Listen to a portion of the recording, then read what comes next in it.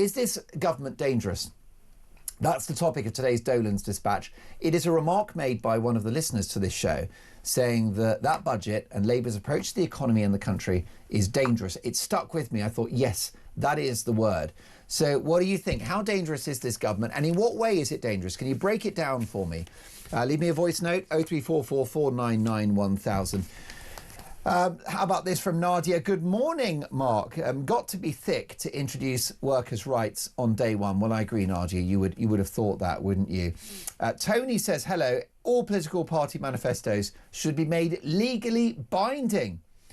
Dear Mark, this is Jack in somewhere in the country. One cost not discussed is the annual cost of the House of Lords, £143.8 million in the year 2023 to 24.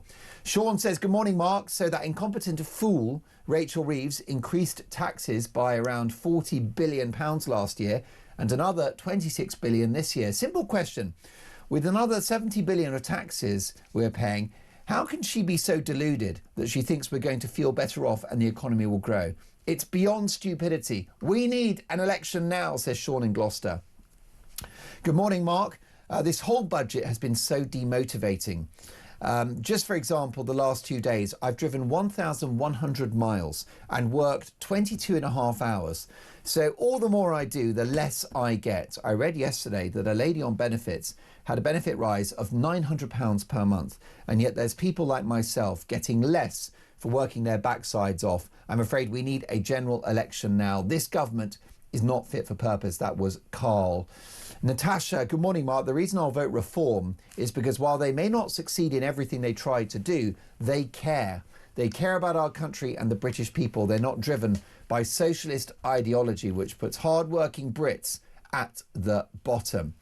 And last but not least for the moment, Bill in Liverpool. Good morning, Mark. Woke up this morning to an email from HMRC telling me my tax code was being reduced from the 25th of the 11th, 25, the day before the budget, which means that this is another drop in my monthly pension, as well as the increases from budget day. I'm 74. I'm hoping that it's not a cold winter. I worked from 15 to 65, was never out of work and paid all my tax and national insurance.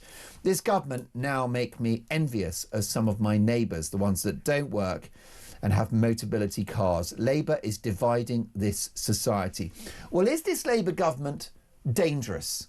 If so, let me know how. Send me a voice note about that. This is a clip, and this is Sir Keir Starmer getting quite upset when challenged over the suggestion that he broke a manifesto promise.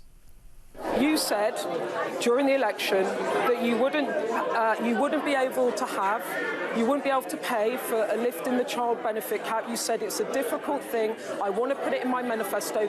We can't. I'm being honest with the public. We can't afford it because I don't want to put people's taxes up. You've done exactly the opposite. You've lost the confidence of this. Let me answer that, Beth. I absolutely do believe that we've got to lift children out of poverty. We've had a two-child cap in place for the best part of 10 years. The net result of that is hundreds of thousands of children have been living in poverty. That has a massive impact on their health. Go to any hospital, ask them what is the link between poverty and health. It's a direct link, and those children will not have the opportunity to go as far as their talents will. I'm not going to apologise for lifting 500,000 children out of poverty. I'm proud that this Labour government has done more on child poverty than any government has ever done. Prime Minister, final question. You said you would do politics differently. You would put country before party. Instead, you have done today something your party wanted to save your own skin. You are not a government of service. You're a government of self-preservation. I don't know how many interviews we... I will say that Sky News and Beth Rigby are proving to be excellent interrogators of this government.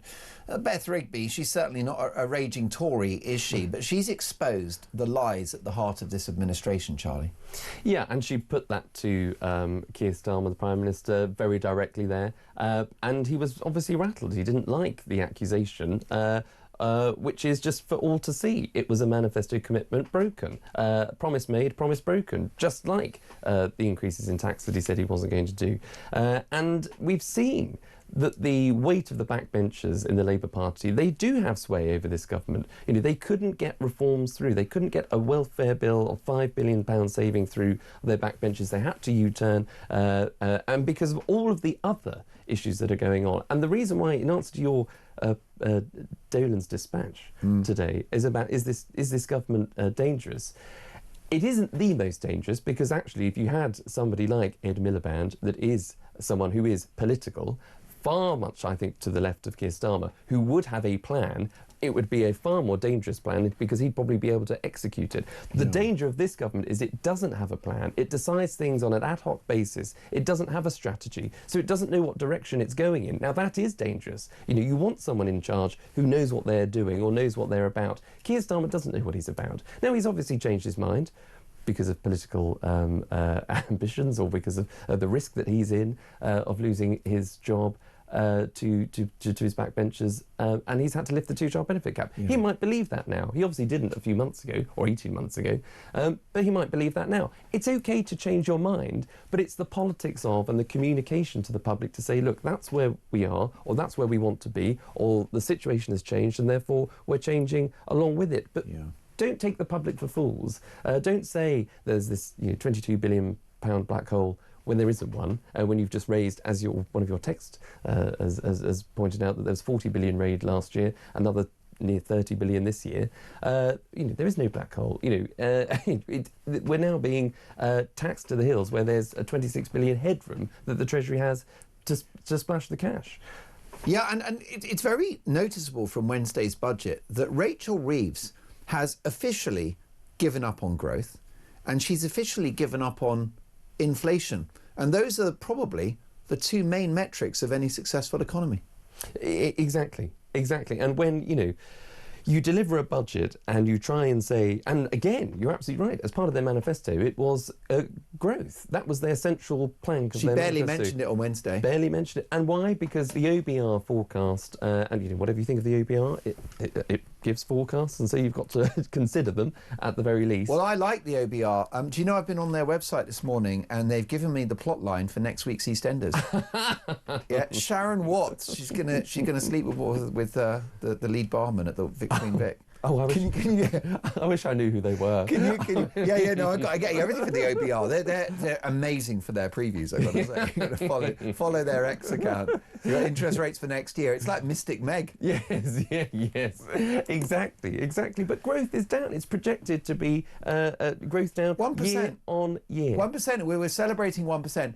And isn't it true that actually when you hear about growth 1%, that is the overall GDP, that probably per capita, per head, per viewer and listener to this show, then you're in minus. That's effective recession, isn't it? Yeah. I mean, the only because when you take into account inflation and, all of the headwinds that our viewers and listeners are facing now financially. Totally. I mean, the only 1% I'm interested in is the 1% Club. I mean, I think it's a great show. Yes, I know. I'm yet to achieve it, but maybe Rachel should go on a TV game show and try and win some money. Exactly. I mean, people they might think highly of better offer. But you're absolutely right.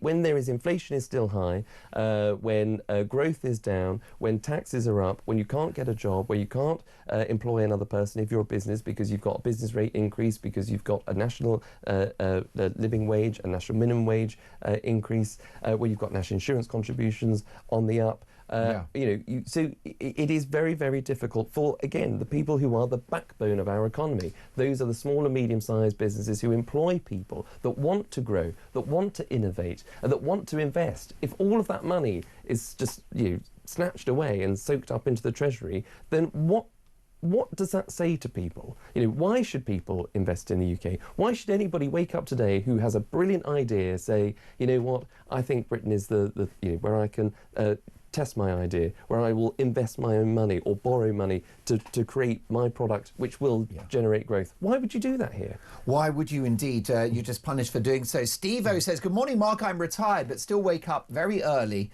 like back in the day when working. Anyway, I just wanted to bang on about the continual so-called leaks previous to the government, then the ridiculous publishing of the budget in its entirety before her from accounts got up to speak. Isn't all this akin to insider trading, as the announcements must have affected the markets even for a few minutes? Well, Steve-O, they did, and there's definitely a case to answer for the OBR there. Mark in Notts says, good morning, guys, loving the show again. The budget was designed for one thing and one thing only, to claw back all the voters that are easily led by the thought of having more money in their pockets. Also, this will never bring these children out of poverty. From 14 years experience as foster carers, caring for young traumatised children, the irresponsible type of people that pop out more children for, let's face it, fags and booze usually, are the ones who actually will benefit from this. So the inevitable will happen. Social services will get involved, and these poor innocent children will be torn away from their siblings and placed in either foster care or children's homes, resulting in costing thousands of pounds for every child. Mark, thank you for that, and I salute your efforts as a foster parent who do such amazing work in this country. You really are angels of our community. There's no evidence that the lifting of the two-child benefit cap will go to the kids. It goes to the parents, and what they do with it is another conversation altogether.